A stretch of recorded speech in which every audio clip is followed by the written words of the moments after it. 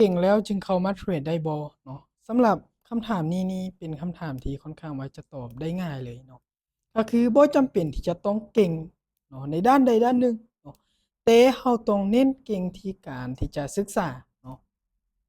ศึกษาหาความรู้เนาะเป็นสิ่งที่ดีเนาะซึ่งทุกๆการลงทุนหรือการที่เราจะเฮ็ดอิหยังสักอย่างเนาะ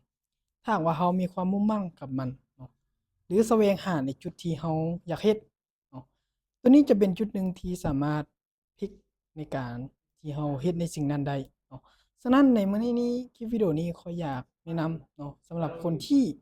ยังบ่กล้าในการลงทุนเนาะสามารถที่เบิ่งคลิปนี้เป็นกรณีศึกษาเนาะว่าจะลงทุนในทิศทางใดก็ตามเนาะเน้นเนาะต้องมีการศึกษาเป็นหลักเนาะศึกษาลงทุนในความรู้เป็นสิ่งที่ดีที่สุดแล้วเนาะสำหรับยุคใหม่เนาะเป็นยุคดิจิทัลนี้ค่อนข้างว่าเข้ามาศึกษานี้ค่อนข้างว่าจะตอบโจทย์เนาะ อย่างเช่นตัวอย่างนี้การที่เราจะเฮ็ดสิ่งใดสิ่งหนึ่งเนาะเห็นกะอย่างที่เราได้เห็นเนาะในยุคนี้เป็นยุคดิจิทัลในการที่เราจะเฮ็ดธุรกิจมันต้องเอาพวกอีคอมเมิร์ซเทคโนโลยีเข้ามาช่วยเนาะฉะนั้นเดี๋ยวมื้อนี้ข้อยจะมาให้ทุกคนได้เบิ่งเนาะทิศทางในการที่เราจะวิเคราะห์เนาะใน Binary Option ก็คือกระดานของ Big Trade ที่ข้อยเทรดมาปัจจุบันนี้เนาะเรามาเบิ่งไปนำกันเนาะซึ่งในการเทรดของข้อยเนาะข้อยจะเน้นเบิ่งจุดที่ให้ความเชื่อมั่นก็คือจุดที่สามารถสร้างกำไรเราได้หลายครั้งแล้วเนาะ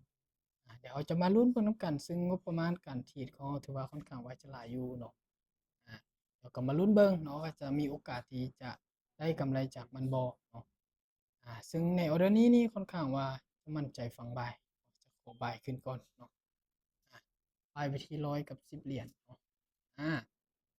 ถ้าหากว่าคนใดที่เข้ามาแล้วเนาะจวบตลาดแบบนี้เนาะสามารถที่จะซื้อขึ้นได้เราต้องเบิ่งจากจุดที่ตลาดเคยมีการกลับตัว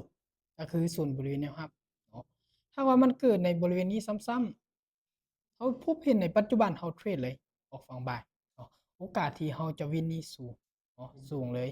เนาะเรามาเบิ่งนำกันเนาะซึ่งว่าเป็นออร์เดอร์ที่ค่อนข้างว่าจะออกไม่ใหญ่น้อยหนึงเนาะ2 1สวยงามเนาะ